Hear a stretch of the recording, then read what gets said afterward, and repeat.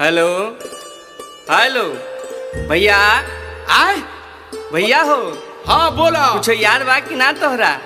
हाँ कथी कहता रे बाबू? भौजी कहत रही है नैहर जाए के।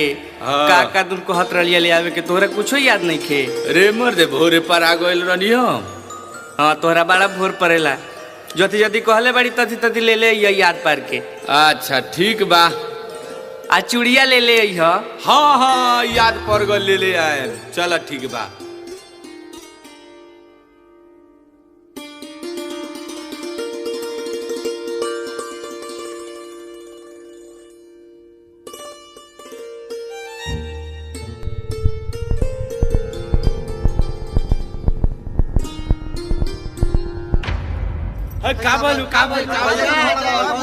भौजी गिर गइल। भैया का फोन लगावत हो।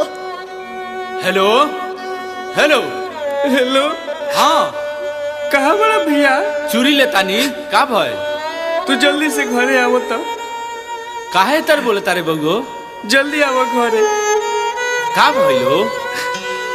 कुछ नहीं के फालतू, पहले घरे आवो जल्दी। ठीक बा चल देनी आवते बानी।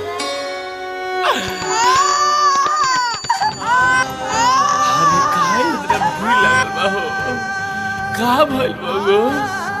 काहे लोग बिटराइल बारे?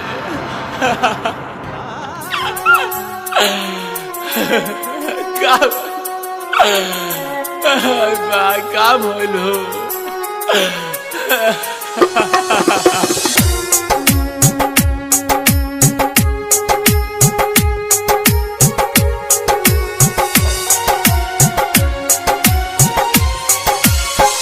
हमसे पीरितिया तू तोड़ के कहाँ चली गइलू उड़िए जा। हमसे पीरितिया तू तोड़ के कहाँ चली गइलू उड़िए जा। आँखी खोली देखे सजनिया, आँखी खोली देखे सजनिया, तुहरा ललैनी चूड़ी जान।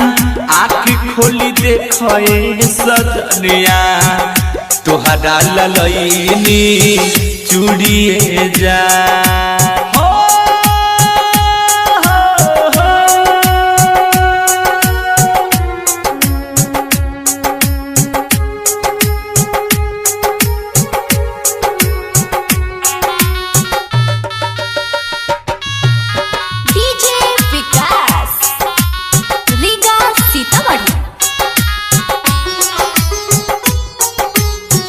सब केहू कहताटी दुनिया में नहीं को झूठ बात बाटे तानी उठ के बताई तू। का बोलो? सब केहू कहता कि दुनिया में नहीं को झूठ बात बाटे तू तो उठ के बताई तू।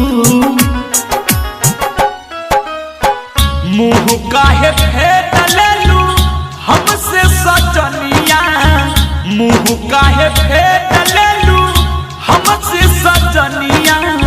सुतल बाडू आसारा तोड़िए जान हो।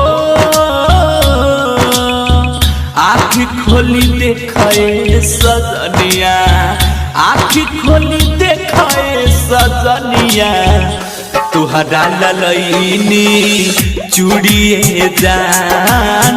आँख खोली देखे सजनिया, तुहरा ललैनी चूड़िए जान।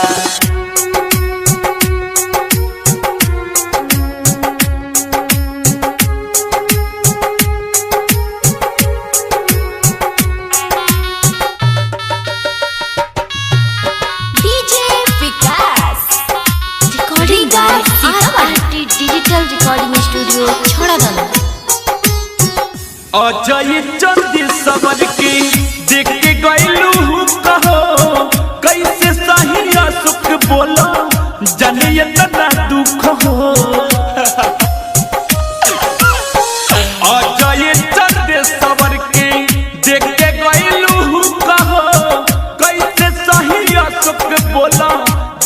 इतना दुख हो का भइलो जिंदगी में हमारा कोई के अनहरिया जिंदगी में हमारा हो कोई के अनहरिया कहाँ कोइलू ये तना दूरी ये जान आखी खोली देखे सजनिया आखी खोली देखे सजनिया तोहरा ललैनी चूड़िए जान आखी खोली देखे सजनिया तोहरा ललैनी चूड़िए जान। RRT digital recording